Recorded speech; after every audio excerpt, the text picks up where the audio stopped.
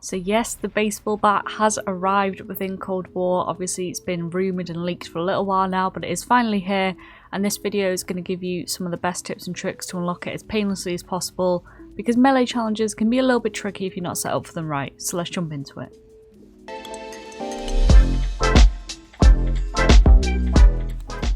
So obviously with most melee weapons, it requires a melee challenge if you don't want to buy the bundle in store. So this is the challenge for the baseball bat. It's fairly easy. As with a lot of these challenges, kind of the main thing is the fact you have to complete each game. That's where the lengthy time period takes into place as opposed to the actual challenge itself. But regardless, we'll run through the best setup you want to be using in order to get this challenge done as quickly as possible. So of course, the first things first is you do want to make sure you actually have a melee weapon equipped. I see a ton of people in comments of past videos saying, why isn't this working? Because you've not got a melee weapon equipped. I had quite a few comments of that last time, and it was a little bit embarrassing for everyone to have to explain why. Now personally, I run smoke grenades. You can run stuns to slow enemies down, flashes, to blind them obviously. I just prefer smokes because the main map I play is Nuketown, just because it's close quarters, super easy to get into enemy spawns, and it kind of gives me that clear, or that clouded line of sight rather, just to manage to get in past any enemies that are camping and holding angles.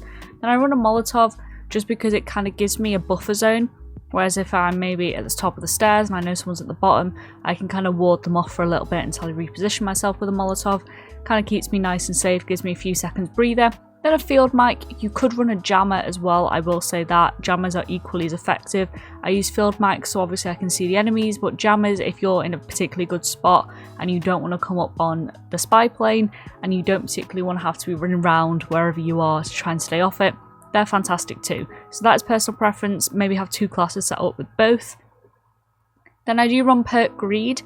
I run flat jacket and tac mask, pretty standard ones I think most people do, if not all. Maybe you run engineer instead of tac mask. I do run quartermaster and tracker. Now you could, if you were really struggling, run gearhead and maybe in lieu of quartermaster, so you get those field mics and jammers a bit quicker. I prefer having my equipment to replenish. And then tracker, because if I'm running through the smoke, I don't want to see any footsteps ahead of me. It just kind of saves me running into someone without realising. And then for the third one, I actually run Ghost and Ninja. I do have a class set up as well for Ghost and Gung Ho, in case I'm being a little bit more aggressive. But Ninja works better for a lot of it, just because you don't want your footsteps to be heard, especially if you are in behind enemy lines.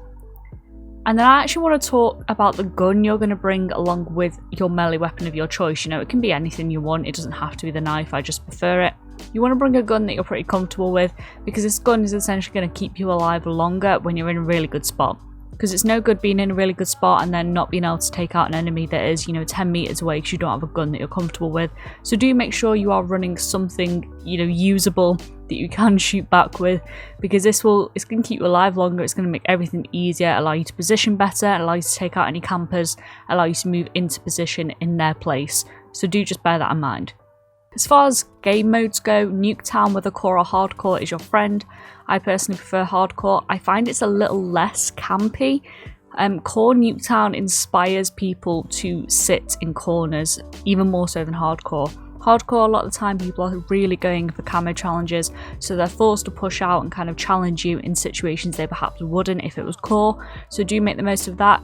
Other than that, the 12v12 mode is fantastic for things like this, purely because there's a ton of people, but you do need to map surf. And what I mean by map surf is you want to avoid any maps that are very, very linear. So Crossroads is an example of this. There is very little flanking potential here, especially in 12v12. Every single line of sight is covered by someone, by snipers particularly, and it's just an unpleasant experience. Whereas something like Miami, far, far bigger, far more open, a lot more scope for flanking. That's a fantastic map for something like this. There's far more crevices for people to check, and you're more likely to catch someone off guard as they run past you. So do just bear in mind, if you are going for those 12v12 modes, you do need to map surf a bit, kind of pick and choose. But any game mode that you're comfortable in, that you feel you know the spawns, where enemies are most likely to be, that will work fine. So if that's domination, kill confirmed, hardpoint, anything like that, it is all about being comfortable on the map so you can predict where people are going to be and position yourself accordingly, because positioning is 9/10 of the law in any of these melee challenges. Now, of course, once you are in game, you want to use your equipment to your advantage, so make sure you are popping those smokes, especially through Nuketown, to give yourself easy ways into houses. And then a lot of it is sitting and waiting. It is with a lot of these melee challenges, it always has been. They're not particularly hard, but you do have to be a bit patient. And once you've got those kills necessary, you can just do whatever you want after that. You know, you can work on your camos, you can just, you know, go for the high kill gameplays, you can just sit back and wait until the match ends. It doesn't matter. Once you've got those kills, you're free to do whatever you want. So it really isn't as restrictive as it seems by having to stay in the match. Of course, it is just that kind of waiting out the time for each match. And with that being said, that is where we're going to leave it today. As always, if you did enjoy the video, give it a like, subscribe if you want to find your way back. Hope you all have a good day, and I'll see you next time. Bye.